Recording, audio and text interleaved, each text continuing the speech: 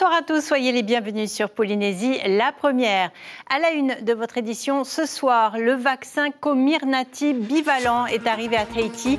Les personnes de plus de 60 ans sont invitées à recevoir leur dose de rappel, surtout si la dernière injection date de plus de 6 mois. La Toussaint, ou l'occasion pour les familles de nettoyer et fleurir les tombes de leurs proches au cimetière de Saint-Hilaire à Fa'a, c'était l'effervescence ce matin. Les projecteurs sont allumés ce soir au Stade Pater et pour cause, les footballeurs de l'AS Vénus affrontent une équipe venue de l'Est de l'Hexagone, Belfort. Ce match du 7e tour de la Coupe de France débute en ce moment même. L'entraîneur de l'AS Vénus, Samuel Garcia, nous donnera son sentiment après les premières minutes de la rencontre. Nous parlerons cyclisme également avec la 26e édition du Tour Tahiti Nui qui débute demain. Cette fois, les femmes seront de la partie avec la première édition du Wahine Tour. Teva Bernardino est avec nous ce soir pour nous détailler ces 7 jours de compétition. Le président de la Fédération de cyclisme nous parlera aussi du Aito Nui BMX. Une épaule pour le vaccin contre la grippe et une autre pour le rappel anti-Covid. Si vous avez plus de 60 ans ou si votre santé est fragile, les autorités sanitaires vous invitent à vous faire vacciner. Pour lutter spécifiquement contre le variant Omicron, un vaccin plus adapté est arrivé à Tahiti, le Comirnaty bivalent. Le point avec Chiquita Teiva et Patita Savea. L'épidémie, elle a fait ça. Ce sont plus de 1400 flacons de vaccin Comirnaty bivalent qui sont arrivés dimanche en Polynésie. Des doses de rappel développées par la société Pfizer-BioNTech, efficaces contre la souche initiale du Covid, Omicron, ainsi que sur les autres variants. C'est un vaccin qui est préconisé aujourd'hui, qui permet effectivement de rebooster de manière plus importante par rapport à un vaccin classique, de rebooster le système immunitaire. Quel que soit le vaccin qu'on a eu précédemment, il est important de booster son immunité avec le Comirnaty bivalent, puisque c'est celui que nous avons reçu en Polynésie française. Le deuxième message principal qui revient aussi, c'est est-ce que je peux me faire vacciner contre la grippe en même temps? La réponse est oui, bien sûr. Avant sa distribution, le personnel vaccinant et administratif de la santé a eu droit à une formation sur le protocole d'injection de ce nouveau vaccin. Il sera destiné d'abord aux plus vulnérables, mais pas seulement. Ça s'adresse bien sûr à tout le monde, à la population générale, et plus particulièrement à une population, disons, fragile, malade, longue maladie, les professionnels de santé, les navigants, les professionnels je dirais, du tourisme, etc. C'est à eux, en tout cas toutes les personnes qui, de près ou de loin, travaillent auprès du public. À la pharmacie centrale de la direction de la santé, les flacons prêts à l'emploi sont disponibles pour les centres de vaccination et officines agréées, mais il n'y en aura pas pour tout le monde. 1440 flacons pour l'instant, ça fait 8640 doses en gros au minimum. Et donc du coup, on attend d'autres arrivages au fur et à mesure des disponibilités des stocks en métropole. En attendant le prochain arrivage au mois de novembre, quelques doses destinées au centre de vaccination de la capitale sont d'ores et déjà prêtes. Et à noter dans vos agendas, dans une semaine précisément, le 5 novembre, un vaccinodrome sera ouvert sous le chapiteau de la présidence de 8h à 15h. C'est un rituel immuable et très important à Tahiti comme dans les îles. Entretenir les tombes funéraires au moment de la Toussaint permet de rendre hommage aux êtres chers disparus toujours trop tôt. Après la crise Covid, les familles ont à cœur de se rendre dans les cimetières. On voit cela avec Rohan Pautoru et Patita Savea.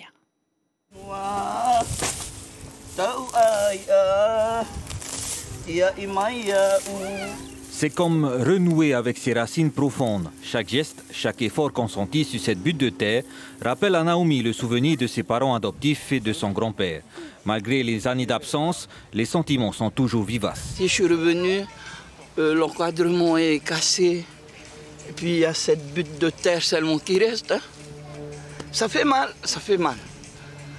Mais avec le beau temps, un peu de musique dans les oreilles, et ça va se le faire. Et en parlant de transmission à la nouvelle génération, la famille Hernan en mesure toute la portée. Chaque pelletée de sable est tamisée en famille afin d'honorer la mémoire des parents disparus. C'est un travail qu'il faut faire chaque année. Il faut venir nettoyer le monument des parents. Ça, pour moi, c'est sacré. Il faut que Parce qu'ils ont veillé sur moi, tout. Ils ont fait de moi ce que je suis devenu aujourd'hui. Ben voilà, c'est dans le sang, hein, c'est dans notre culture. Ici également, le travail est minutieux. Il ne reste plus qu'à finir les joints avant la Toussaint. Ça fait presque un mois ou 3 semaines maintenant que le pater est parti. Donc là, on essaie de terminer un peu le carreau, quoi. On essaie de terminer, colmater les joints, tout ça, donc partie finition. Et bon, c'est fini. Et pour accompagner au mieux les familles, l'effectif communal de Fa'a a été renforcé, notamment pour le ramassage des déchets. Il sera multiplié par 2 pour la journée, soit 5 tonnes au total. Par le passé, les gens commençaient à venir en septembre, octobre. Hein, voilà. Fin octobre, c'était propre pratiquement, il y avait juste les finitions. Mais là, ils arrivent aujourd'hui. Ils sont tous là. Ils sont tous là pour nettoyer les tombes, donc il faut tout ramasser d'un coup. Mardi, on s'attend à une grosse circulation, donc il va falloir être très patient. Parce que tout le monde va venir, tout le monde va vouloir venir, et pour faire les finitions, et pour mettre les plantes, et pour célébrer le Touramara. C'est sûr, durant les prochains jours, il y aura beaucoup de vie à Saint-Hilaire, autour des 3400 tombes du cimetière. Une actualité très sportive ce week-end avec cette compétition post-Hawaii Nui à Bora Bora. Nous vous en parlions hier. La toute première édition de la Aere Rai'e s'est déroulée comme prévu. Près de 300 rameuses et rameurs se sont affrontés sur le lagon de la Perle du Pacifique. Des jeunes catégories, des entreprises et du Parava'a. Un beau moment de partage suivi pour nous par Maruki Duri et Arihoe Tifafana.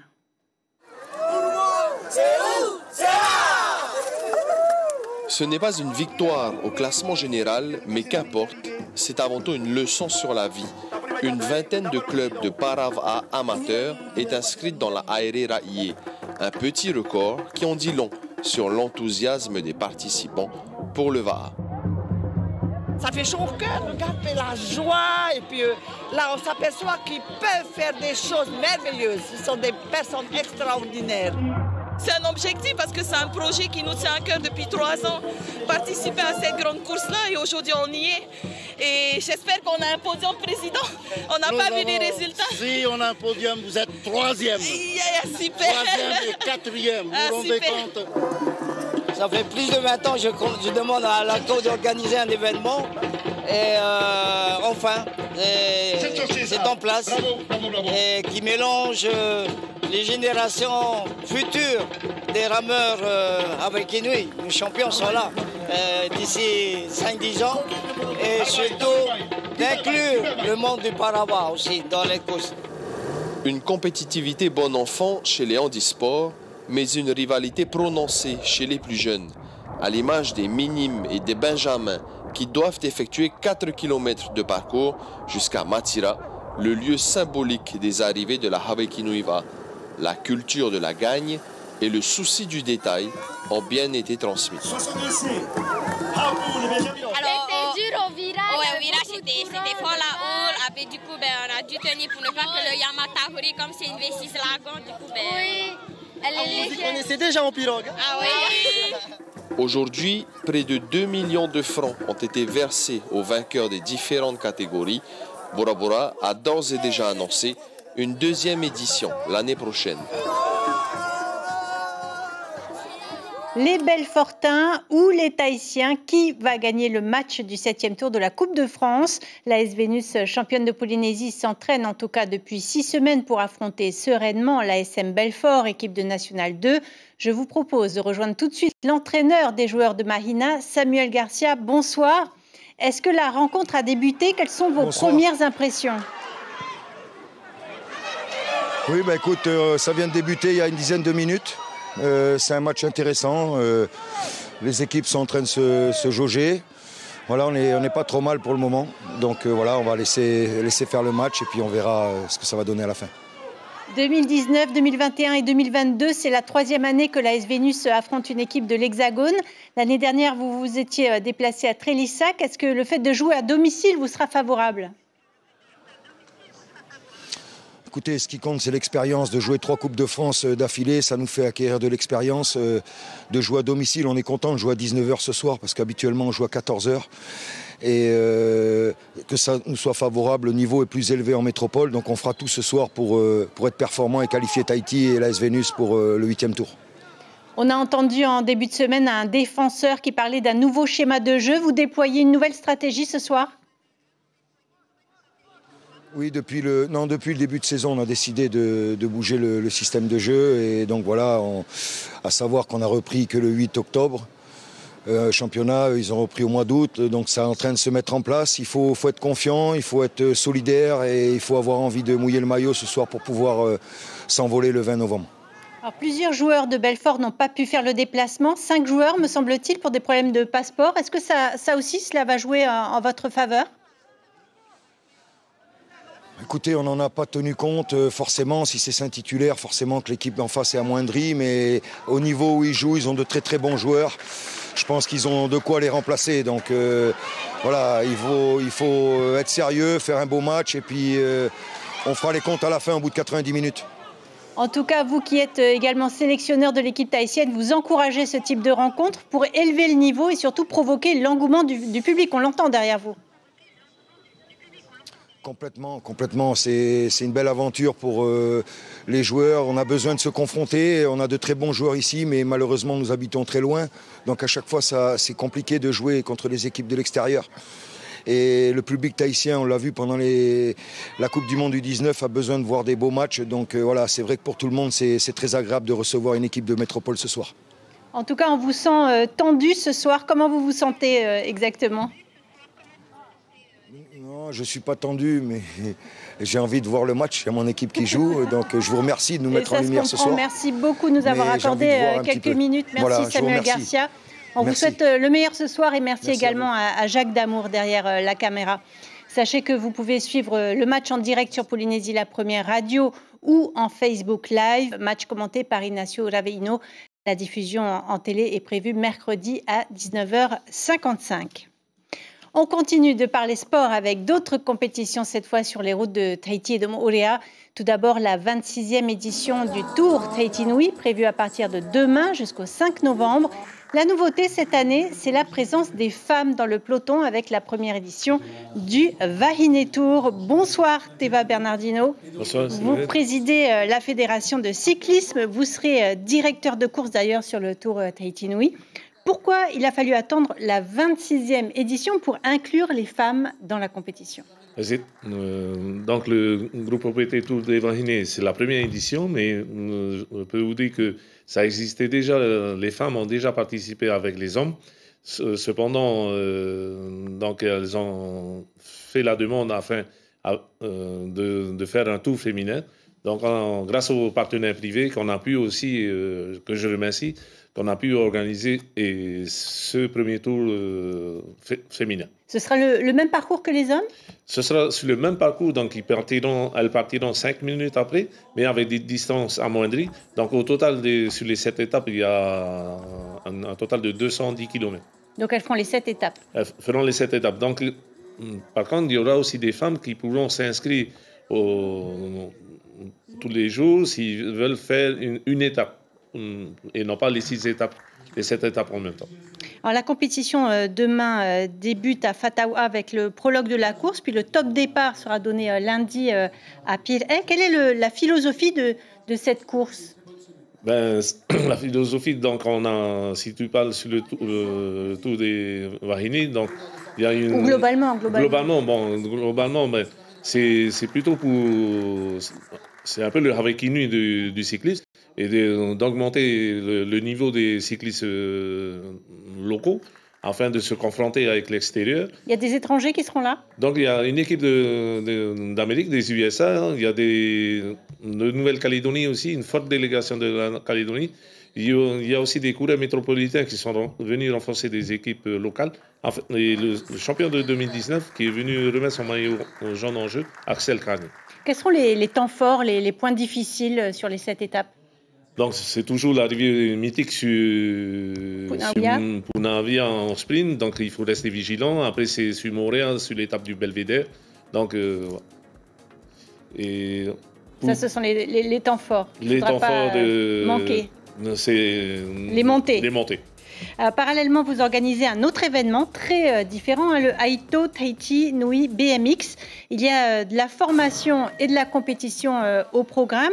S'il y a une date à retenir pour le grand public, ce serait peut-être le 6 novembre à Adoué, avec du beau spectacle. Exactement, parce qu'on a la venue de 5 pilotes qui ont fait partie, 2 pilotes qui ont fait partie de l'équipe de France au JO de Tokyo, donc en 2021.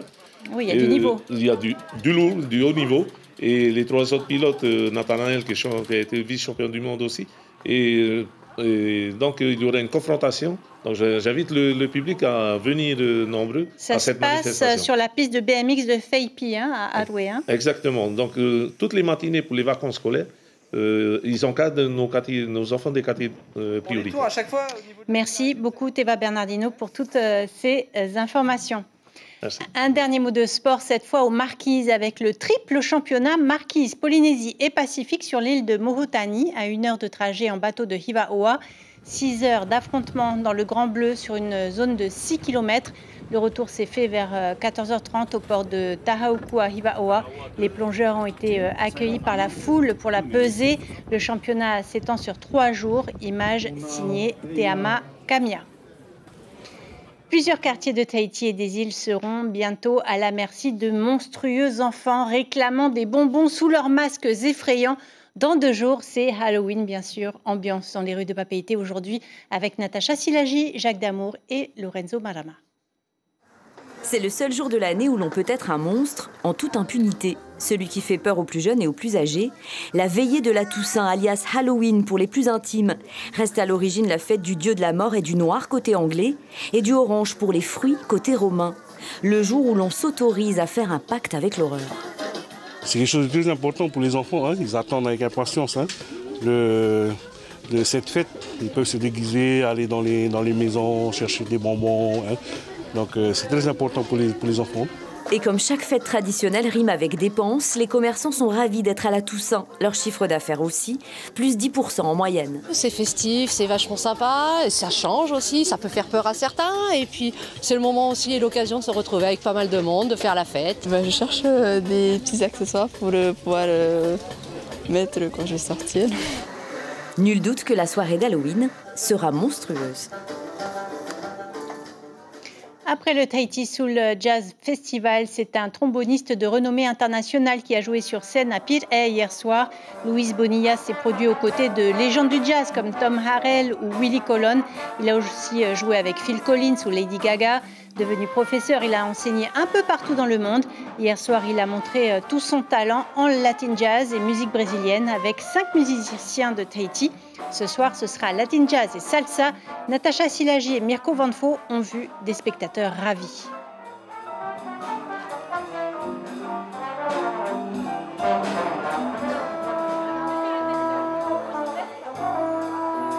C'est tellement rare. Qu'est-ce que c'est là? C'est une musique que vous appréciez, vous? Ah, que j'adore totalement. J'aime beaucoup le jazz, j'aime les bons musiciens. C'est mon neveu et le pianiste, c'est mon petit cousin, mon petit neveu aussi. Et la grand-mère est là-bas. Est-ce que vous appréciez cette musique? Pardon, voir ici. Alors bien sûr, c'est pour ça qu'on est là ce soir. Voilà, on arrive au terme de cette histoire. Rappelle les plus de 60 ans et les plus fragiles à recevoir leur dose de rappel anti-Covid. Le nouveau vaccin Comirnaty bivalent est arrivé. Le prochain centre éphémère est programmé le 5 novembre à la présidence. Pour les réfractaires au vaccin ARN messager, le Novavax est toujours proposé. Cet appel à témoins avant de se quitter, un accident corporel de la circulation routière avec délit de fuite est survenu ce matin vers 4h30, un peu après le PK50 à Papeari. Si vous avez des informations, appelez la gendarmerie de Papara ou composez le 17. Au programme de votre soirée sur la première, le feuilleton La Reine et le Conquérant, puis les séries Stateless et Blacklist. Voilà pour l'actualité de ce samedi. On se quitte sur les images de la toute première édition de la Aere Raiye.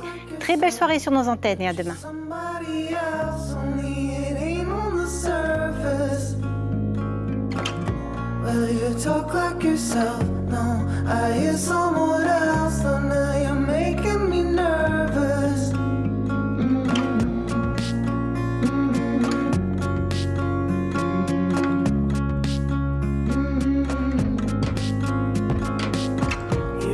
The better part of every get a beating heart that I had, whatever I had. I finally sat alone, pitch black, flesh and bone. Couldn't believe that you were gone. Now you look like yourself, just somebody else, only it. Retrouvez ce programme en replay sur notre site internet.